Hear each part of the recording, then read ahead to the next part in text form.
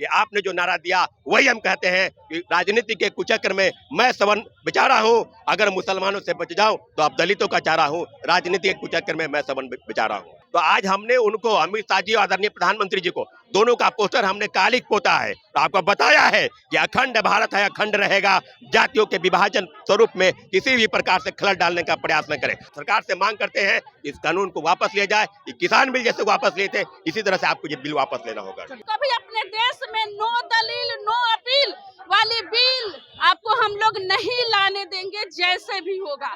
इसके लिए हम लोग ने उसको बैठाया है, हमने ही उसको कुर्सी पर बैठाया है। जब कुर्सी पर बैठाए हैं तो फिर हम कुर्सी से उतारना भी जानते हैं। नमस्कार, आप देख रहे हैं चौकस भारत और मैं ब्रजेंद्र। दिनकर गोलंबर पे, पटना का जो दिनकर गोलंबर है वहाँ पर हमारे पीछे जो हुजूम देखा जा रहा है, ये हुजूम सवर्ण छात्रों का है। दरअसल ये छात्र इसलिए यहाँ जो है वो जो संवैधानिक गजट है उसको जलाने का प्रयास कर रहे हैं और कुछ चित्र है जिस पे कालिख पोतने की कोशिश की जा रही है। नरेंद्र मोदी जो देश के प्रधानमंत्री हैं, अमित शाह जो गृह मंत्री हैं, इनके तस्वीरों पर कालिख पोतने की जो है वो पोतने का प्रयास किया जा रहा है, पोता जा रहा है कहें तो। दरअसल ये पूरा मसला ये है कि नए इक्विटी बिल जो यूजीसी के पारित होने की चर्चाएं लगातार हो रही है, 2026 में जो नए कानून बनाए जा रहे हैं उसको लेकर ये पूरा मामला पूरे देश में अभी उफान पर है और इसकी अब जो झलक है वो बिहार में भी देखी जा सकती है। दिनकर गोलंबर पे जो पटना के रहने वाले अभ्यर्थी हैं, छात्र हैं, वो यहाँ पहुँचे हैं। क्या कुछ पूरा मामला है ये हम इन्हीं से जानते हैं, क्या है? जानेंगे ये मामला। जो यूजीसी जो कानून है, ये स्वर्णों के बच्चों के बहुत ही विरोध कानून है। एक तरफ आप कह रहे हैं कि सबको एक कर रहे हैं, एक तरफ आप जाति उन्मूलन में लोगों को फंसा रहे हैं। अगर स्वर्ण का बच्चा अगर निर्दोष है उसको भी जेल में भेज रहे हैं बिना कोई अथी के। आप इस कानून को वापस सरकार को लेना होगा। और दिनकर भी से भी एक बार जाति पूछा गया तो दिनकर ने गजरते हुए स्वर में कहा था कि सिमरिया घाट का जलता हुआ अंगार हूं मैं, जाति से भूमियार हूं मैं, जाति से भूमियार हूं मैं। तो इसलिए कहना होगा कि जब जब स्वर्ण बोला है, राज सिंहासन डोला है, तो स्वर्णों का काम ही है राज सिंहासन में बैठाना और उतारना। तो अगर आप इस कानून को अगर रखेंगे तो आपको उतार कर फेंक देगा और हम लोग चक्का जाम करेंगे। और भलो हम पूजा राम की करते हैं, बाकी हम लोग पूजा जो राम की करते हैं लेकिन त्वर परशुराम वाले रखते हैं। हम लोग फरसा से काट देने का काम करेंगे। हर चीज का उन्मूलन का जो कानून है मोदी सरकार को समझना होगा और इसको हटाना होगा। लेकिन कानून में तो ये कहा जा रहा है कि इक्विटी बिल है, ये समानता का अधिकार दिया जा रहा है। तो क्या कैंपस में छात्रों पर, अभ्यर्थियों पर इससे असर पड़ेगा? मैं बताना चाहता हूं कि पूरा असर पड़ेगा। आप एक तरफ कह रहे हैं कि समानता, एक तरफ आप लोग उस पर लाद रहे हैं, तो लादना कहीं से सही नहीं है। आप समानता कैसे कर सकते हैं? अगर वो बच्चा झूठ बोलेगा कि ये हमारे साथ कुछ गलत व्यवहार किया है तो आप कहाँ से उसको देख रहे हैं? हर जगह तो कैमरा नहीं लगा हुआ है। किसी का जमीन विवाद है, उस चीज को अगर आपस दुश्मनी में उस कॉलेज में अगर वो कर रहा है तो आप इस चीज को कैसे समझ सकते हैं? बिल्कुल। क्या ये सोची समझी साजिश है? बिल्कुल सोची साजिश है, बिल्कुल सोची साजिश है। सरकार की इसकी आवश्यकता नहीं थी। अगर विश्वविद्यालय और कॉलेज में आप बच्चों को इस तरह से पॉलिटिक्स और राजनीतिक से जोड़ेंगे, इसकी क्या आवश्यकता थी? ऐसी कानून की क्या आवश्यकता थी? आप जाति देख के इस तरह से आप दुर्व्यवहार करेंगे तो बच्चों तो रोड पर उतरेंगे ना। तो हम लोग तो पूरे बिहार में इस तरह से रेल चक्का जाम करेंगे और लोगों को से अपील करते हैं कि आप लोग आइए। सिर्फ एक समुदाय के साथ इस तरह से चिन्हित किया जा रहा है। हम और लोग हैं जिनसे हम बात करने का प्रयास करते हैं। छात्र नेता सौरभ भी हैं, सौरभ भी यहाँ पहुँचे हुए हैं, उनसे भी हम जानकारी हासिल करेंगे कि पूरा जो मामला है, इसके पीछे की जो कहानी है वो आखिर क्या कुछ कहना चाहती है। क्या लग रहा है, ये सोची समझी साजिश है सरकार की? बिल्कुल, मैं बार बार कह रहा हूँ कि 3 बार प्रधानमंत्री की गद्दी पर आपको क्यों बैठाया गया? अगर बैठाया गया उसके पीछे वजह क्या है? वजह यह है कि आप नए भारत की परिकल्पना करते हैं। आपने कहा अखंड भारत, बटोगे तो कटोगे और एक रहोगे तो सेफ रहोगे। नारा किसने दिया? आपने कहा। पूरे कश्मीर से कन्याकुमारी तक पूरे सब लोग एक हैं, बिल्कुल एक कानून, एक देश एक कानून का नारा किसने दिया? आपने दिया।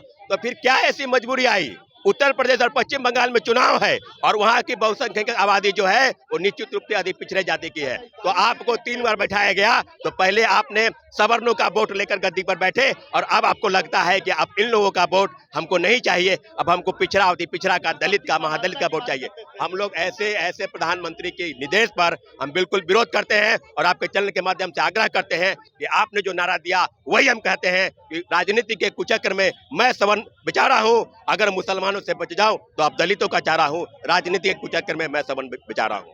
तुष्टीकरण की राजनीति हो रही है वोट साधने के लिए। बिल्कुल, ये तुष्टीकरण की ही राजनीति है। अगर आप कहते हैं कि एक रहोगे तो सेफ रहोगे, आप बटोगे तो कटोगे, नारा आपने ही दिया, तो फिर क्या ऐसी मजबूरी आई कि लोगों के बीच में इस तरह के? विश्वविद्यालय में तो कहीं से ऐसा नहीं है, सब लोग एकजुट रहते हैं, सब लोग पढ़ते हैं लिखते हैं। और आज जिस प्रकार से आपने किया है, तो आज हमने उनको, अमित शाह जी और आदरणीय प्रधानमंत्री जी को, दोनों का पोस्टर हमने कालिक पोता है, तो आपको बताया है कि अखंड भारत है, अखंड रहेगा, जातियों के विभाजन स्वरूप में किसी भी प्रकार से खलल डालने का प्रयास न करें। अगर गलत कोई करता है तो उसके लिए कानून बने, एक देश एक कानून। तो फिर क्या आइसोलेट किया गया सवर्ण को? आपने उसके लिए अलग कानून बनाया गया। अगर उसके ऊपर FIR करते हैं तो पढ़ाई लिखाई छोड़कर अपराधी बनेगा जेल से निकलने के बाद। निश्चित रूप से हम सरकार से मांग करते हैं इस कानून को वापस लिया जाए, किसान बिल जैसे वापस लिए थे इसी तरह से आपको ये बिल वापस लेना होगा। सौरभ जी बहुत धन्यवाद आपका।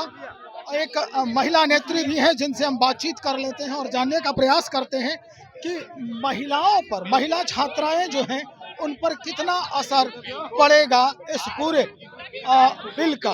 क्या है ये जिस तरह से ये माहौल बन रहा है, तो आपको क्या लगता है कि कैंपस की पढ़ाई पर अब असर पड़ने वाला है? बिल्कुल बिल्कुल। अब आप देखेंगे जो खासकर बिहार का जो माहौल है, आपका बिहार से लगभग छूत आपको समाप्त हो गया है। आप हर क्षेत्र में देखेंगे, हर कैटेगरी के बच्चे एक साथ बैठकर पढ़ाई करते हैं, बातचीत करते हैं, एक दूसरे को कल्चर के बारे में जानते हैं। ये जो है क्या है, इस तरह के कानून आने से क्या होगा, एक दूसरे से मिलना बंद कर देंगे, मिलना जुलना बंद कर देंगे, जिससे क्या होगा, समानता नहीं होगी। अब रही बात कि हम केंद्र सरकार से ये कहना चाहेंगे कि हमारे यूनिवर्सिटी को आप राजनीति हब नहीं बनने दें, आप हमारा यूनिवर्सिटी को रिसर्च सेंटर बनाए, हमारे बच्चे अच्छा करे, रिसर्च सेंटर होगा, बच्चे अच्छे करेंगे। उनकी जो योजना है उनको उस योजना को बताए सरकार, घूम घूम कर 10th क्लास 11th क्लास से ही बच्चे को जागरूक किया जाए कि तुम जाओगे हाई एजुकेशन लेने के लिए तो गवर्नमेंट द्वारा तुमको स्कॉलरशिप दिया जाता है, IIT करने के लिए दिया जाता है, IIM करने के लिए दिया जाता है, आपका PhD करने के लिए दिया जाता है, फेलोशिप करने के लिए दिया जाता है। ये सब बच्चे जो है, मान लीजिए SC बच्चे पिछड़े हुए हैं, इत्यादि से रिजर्वेशन मिल रहा है, क्यों लाभ नहीं उठा रहे हैं? क्योंकि वो जागरूक नहीं है। तो उस SC को जागरूक करने की जरूरी है, ना कि उसको आप बांट रहे हैं। बांटिए मत, उसको जागरूक कीजिए, उसको रिसर्च सेंटर में आगे बढ़ाइए, ये हम चाहेंगे। आप राजनीति हब मत बढ़ाइए, अब वोट बैंक के नाम पर हम लोग को बांटने का प्रयास न करें। महिला जो अभ्यर्थी हैं अब इस पूरे मामले को लेकर क्या कुछ कदम उठाने वाली है? महिला अभ्यर्थी, महिला को भी इसमें शामिल किया गया है कि महिला भी कर सकती है, लेकिन मैं महिला हूँ, इस बिल को विरोध करती हूँ, क्योंकि महिलाएं भी जो है पुरुषों के साथ बैठकर पढ़ाई करती है, हक जानती है, वो भी हेल्प लेती है। अब लड़का लड़की में कोई असमानता नहीं रह गया, अब समानता आ गया है। आप उसका जो है गलत उपयोग न करें।